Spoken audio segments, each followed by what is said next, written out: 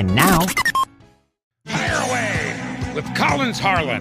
Welcome to Hire Away. Hire Away is a show where we talk about jobs, we talk about business, but importantly, we talk with the people that are operating those businesses and doing those jobs. These are people with real skin in the game. My name's Collins. I'm a staffing specialist with Labor Finders, and we have a branch in North County and South County in St. Louis. But we really have branches all over the country. So no matter where you're listening from, if you are hiring and you're looking for people, you just go to laborfinders.com. That's laborfinders.com. Find the branch nearest you. Call us up and we'll help you out. All right. Now, today on the show, we have the Midwest Regional Director for Labor Finders, and her name is Tisha Blunt. She's talented. She's a firecracker. She's been a huge asset to our organization. But don't take my word for it. Let's talk to Tisha. Let's do this. Hire Away! All right, so Tisha, how are you? I'm doing well, Collins. How are you? I'm good. I just want to start with a question because obviously I know you, your team knows you, but our audience may not know you, probably doesn't. So I'm going to ask you a question here. When you were a little girl, what did you want to be when you grew up? When I was a little girl, surprisingly enough, I actually wanted to be a teacher. And the reason for that is I used to play school with my cousins and sometimes my friends. They would come over, I would go over to their house, and we would play school. You'd have a classroom and you'd have a teacher. The thing about it is I never wanted to be a part of the class.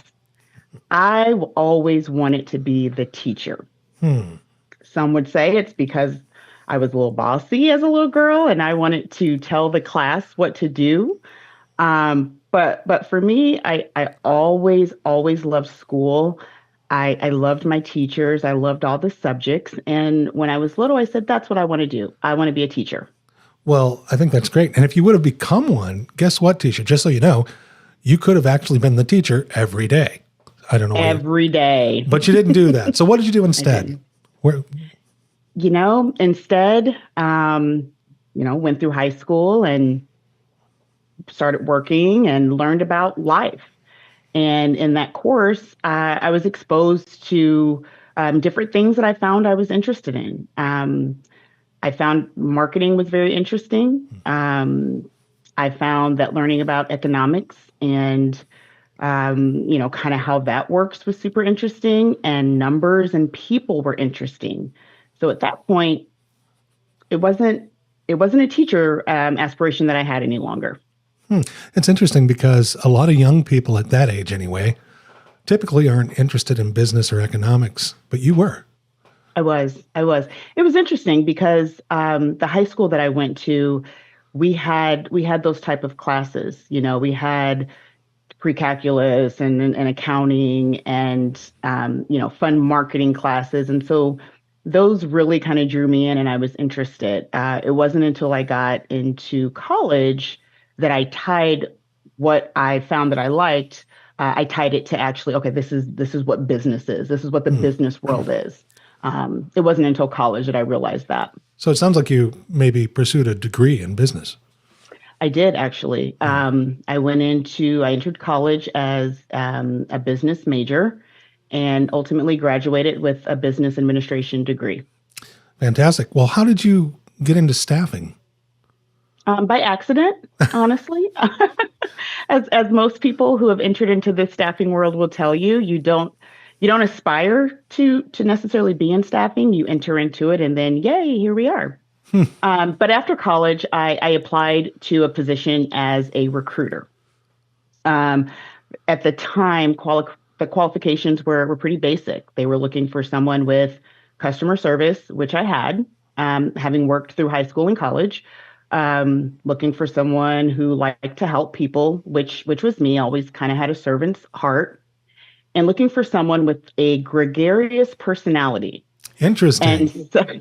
And so after looking up what gregarious meant, because at the time I didn't know, I said, well, hey, that's definitely me. I've got the customer service. I definitely love to help.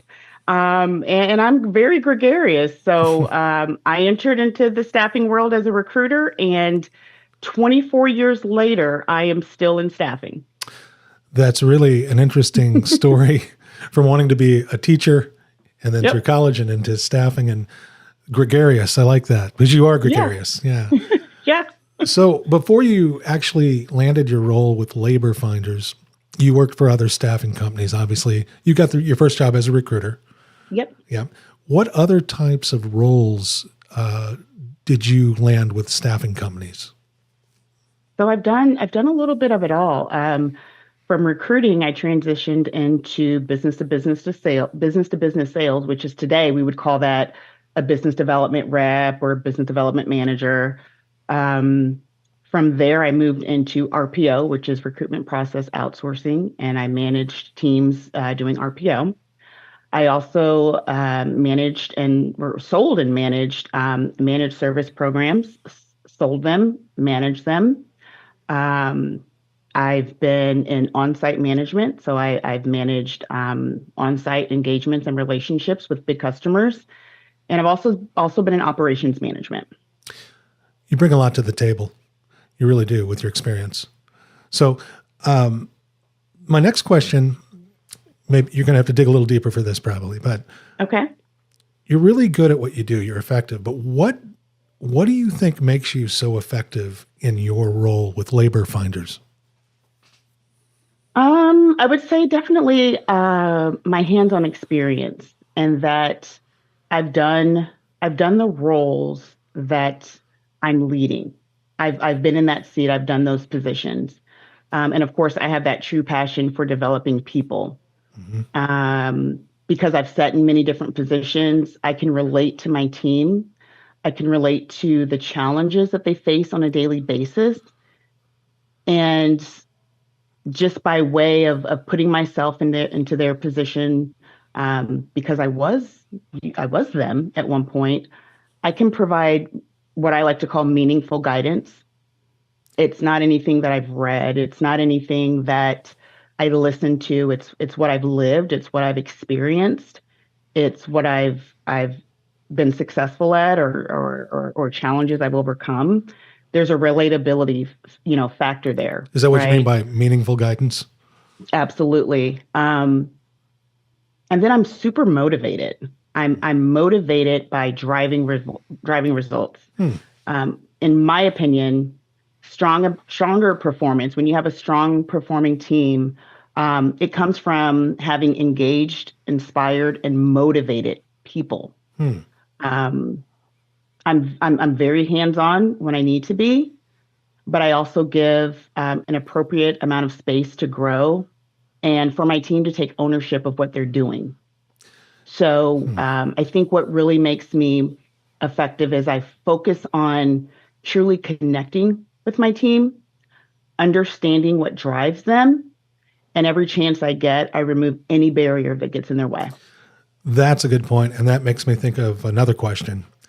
So, relating, motivating, all that good stuff. Obviously, you're really good with your team, but all that experience that you had that you described earlier, you've also had experience with operations.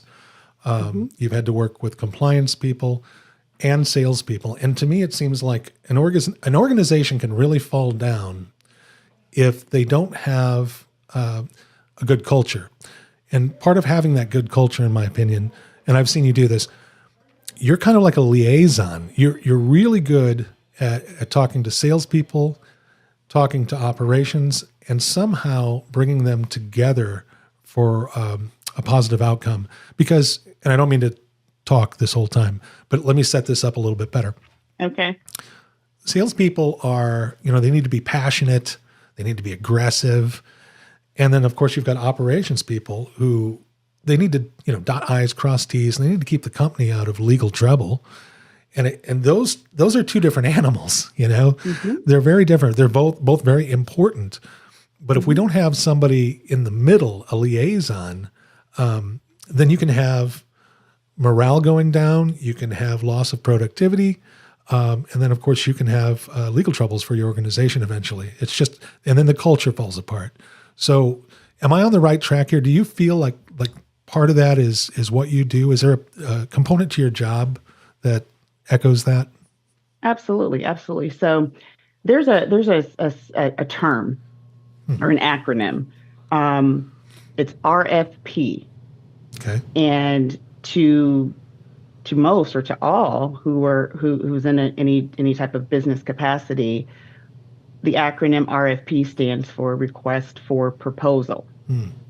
Well, my spin on the acronym is a little bit different in thinking about sales How so? people. To me, the RFP stands for resourceful, fearless, and passionate. You've turned it all on its head. I did, because to me, successful salespeople are that. They're resourceful, they're fearless, and they're passionate. Hmm. And those three components make up, to me, really strong and successful salespeople. So, salespeople focus. They're driven by growth, driven by relationships, and driven by opportunities that are in front of them or opportunities that they need to uncover. Mm-hmm. And operations focused people are usually centered on consistency, compliance, and long term stability. Both equally important, right? Right. Both equally bringing something to the table. The beautiful thing is when those two collaborate, an organization becomes not only profitable, they're also protected. So Protected? you Oh, you have to mean with have compliance? protected from a Yeah. compliance standpoint. You really have to have both. Mm-hmm. You've got to have those drivers that are uncovering opportunities, that are knocking on doors, that are building those relationships, that are focused on the growth of an organization. Then you have to have the protection piece. You've got to have that compliance piece. Mm-hmm. You have to have that consistency because that truly is the long-term stability of an organization. And those two, when they intersect, profit and protection. It's like a finely tuned engine. Absolutely. Yeah. Yeah. Absolutely. It is. If I may. Yes. Well, that beautifully said, and I agree with you 100%. And another, there's more facets to your job than that, though. I mean, you're a really good liaison. You're very effective, and but you do more than that. You manage a team of people, basically in the Midwest, and now also on the East Coast a little bit as well, right? Mm-hmm. Yep. All of those folks have different personalities. They have different things that motivate them, different different buttons that can be pushed or not pushed. Mm-hmm. And you seem to be really effective at meeting people where they're at and figuring out how to get the most out of those people. Mm-hmm. So, what do you attribute to your success in doing that? I mean, how do you attribute your success to that? Sure. I think, if I were to think about my style and the team that I have, which you could not have said it any better. I have many, many different personalities that I work with on any given day. But I grew up in staffing. I grew up here 24 years. And if nothing else, this industry teaches you how to read people, how to adapt quickly, and then most importantly, how to find a common ground with people. I have been extremely fortunate. I've had some really great mentors and leaders throughout my 24 years in staffing. I have great mentors and leaders today in my current leadership. But the thing about it is there's no one size fits all approach, right? So I listen to my team and I lead with empathy. So in order to meet my team where they're at, I've got to understand their motivations. What's driving you? What do you want to get out of this? Are you going through the motions or are you moving with purpose? For me, it's really so much about always being professional, of course. But if you were to ask anybody that reports to me currently or who has reported to me in the past, I've always been described as genuine and authentic. And people can tell the difference. right? When you're in Absolutely. leadership, and you've been working with people for years through ups and downs and recessions and different things that have gone on, people can tell when you care about them Hmm. and not just their performance. Um, and people want to trust leadership. They want their leadership to be credible.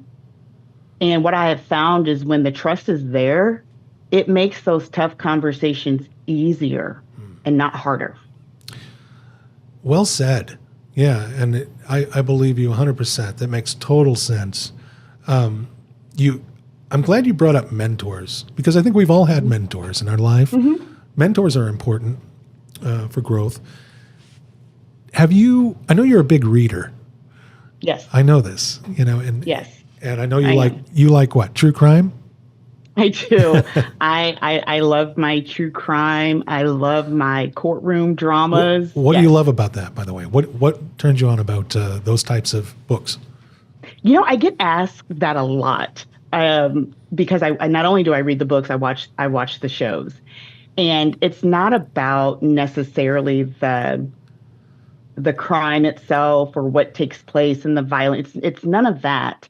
It's from the point of the crime being committed all the way through the culprit being found. It's the investigation piece that goes in the middle of that. You're a problem It solver. You like I like puzzles. this. I like puzzles. I like problem solving, and I like people. I like how the mind works. And so what you find when you're reading those kinds of books, Mhm. how did we get here? How did this person come to be this? And in the investigation, you're peeling back the layers of the onion. You're questioning, and that is so intriguing to me. Well, and it supports your strengths because everything you mentioned about meeting your team where they are. I mean, you have to be a problem solver to do that. You can't You do. you can't meet them where they are if you can't figure out where they've been, where they're going, and all that good stuff. You're a problem For solver. sure. And it shows in your work. So, Thank you. but back to books Okay. and mentorship. Can you think of any books that maybe have particularly inspired you in your career, have made you think? Yeah. There's been several different, leadership books I've read on leadership, obviously read books on sales, but years ago, and this is super, super simple. There was a book, Who Moved My Cheese? Oh yeah, I've heard of it. Yeah. Yes, Who Moved My Cheese is a book that stands out to me. Um, I think part of that is because there's a business factor in that, but also a personal factor. Hmm. The cheese represents change. Hmm. And I've leaned into this book in many instances in my professional and personal life. And change is inevitable. It just is. But nobody likes it. But nobody likes change. Nobody goes, yes, I want you to flip my world upside down, and what I do tomorrow looks totally different than what I did yesterday. Nobody's asking for that, right? Right. But the reality is it's going to happen. Mhm. It's absolutely going to happen. And why I like that book, it demonstrated to me anyway. If you want to move forward, again, no matter whether it's personally or professionally, you have to learn to anticipate change. You have to anticipate it. It's going to happen. You have to learn not to be fearful of it either. And you've got to learn to adapt. And so you can complain about it. You can, try to find different routes or roads to avoid it. It's not going to happen. You've got to lean into it, anticipate it, not fear it, and learn to adapt because there's some really great things that can come out of change. Really great things. What a lovely perspective on change, really. And right now in our world, politically, professionally, AI, there's so much change, so people Yeah. people probably who are listening to this appreciated that. It's a lovely perspective. Thank Thank you. Yeah, you're Yeah. welcome. I live by it for sure. Yeah. I've been through acquisitions, Hmm. leadership change, so many things over the course of 24 years. And initially, very rough, very uncomfortable, and a little resistant to Hmm. it. I'll admit, a little resistant. But what I have found every time I lean into it, something great comes out of it. I grow. I grow every time. Listeners, that's a lesson for everybody. And Tisha, that's great. You wouldn't be where you are right now if you didn't have that attitude, would you? That's true. Absolutely. That's been one of the keys to your success. 100%. Wow. And that's something so 100%. simple that anybody in any field, any station of life can take what you just said and make that work in their life. You really can. And again, it's not necessarily, it doesn't have to be about business, personal life. I recently went through a change, over the course of the last 4 years with my kids going off to college and Oh, wow. adjusting to that world and that life as an empty nester. And, I had to lean into that and tap into hobbies and things that I like and things that I enjoy and, Yeah. what made me versus mom, and that's changed. My cheese was moved. That's right. My kids went to college. That's my cheese. Yeah. Who moved it? Who moved my cheese? Now, see, I would have just bought like a sports car, and that's what I would have done. But that's why you're where you are. So That's a good one. That's a good one. So today, while we were working, your team, which I'm part of, Yep. we had a text thread going, Uh-huh. and somehow your name came up, and somehow somebody created a meme, and Oh, no. it said, right, it was horrible. It was a bad, no, it was a good meme. It was a good meme. So Uh-oh. it said, it just simply said, Tisha 2026. I think they want to elect you for something, or they want you to run for something. I don't know. I don't know Oh, why. my goodness. I don't know what 2026 has to do with anything. The elections, I don't know. I have no idea. But clearly, you have those folks, myself included, on board, because staffing is hard, and Yeah. working for you, it's you help us with the change. You help us with frustrations. And we really enjoy working for you. But that brings me to one final point, and you may have addressed this, so I apologize if there's some redundancy here. Being a leader, Mm-hmm. there seems to me you have to have kind of a professional, what's the word, distance between you and your Okay. team. I don't know if that's true. Do you find that to be true?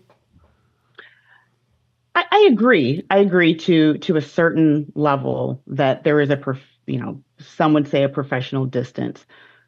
For me, where I think a little bit different about that concept is it's less about maintaining a professional distance and more about maintaining a professional respect. Oh, you had brought that up. Yeah. Hmm. Yeah. Because I don't want to be distant from my team. Hmm.